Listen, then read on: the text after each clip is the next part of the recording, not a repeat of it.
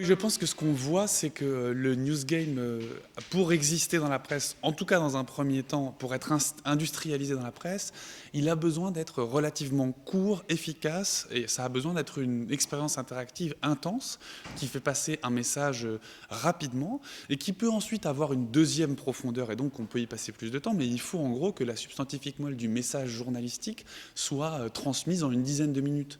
Et donc ça tombe bien parce que ça colle avec les capacités de production des rédactions. De plus en plus, il y a des développeurs dans la rédaction, de plus en plus, il y a des choses qui peuvent être faites en interne, et donc il n'y a rien qui empêche le news game de se développer dans les années qui viennent, au contraire.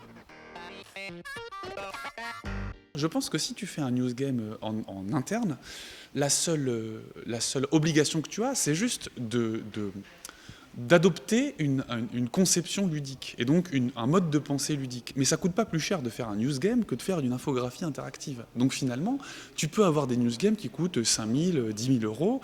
Et encore, je te dis 10 000 euros, mais là je te parle de frais de fonctionnement, de coûts qui sont déjà payés par les entreprises de presse. Donc ça peut être très bas. Est-ce que les médias sont prêts?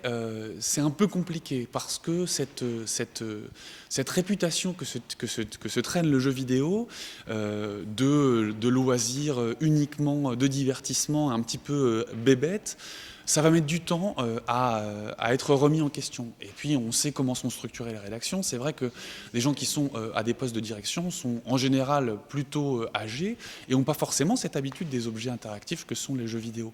Mais de plus en plus, on voit aussi que les rédactions sur le web se recomposent et qu'on a des gens qui sont plus jeunes, qui ont plus l'habitude, qui ont joué eux-mêmes et qui maintenant jouent avec leurs enfants, par exemple. On voit de plus en plus des parents qui jouent avec leurs enfants.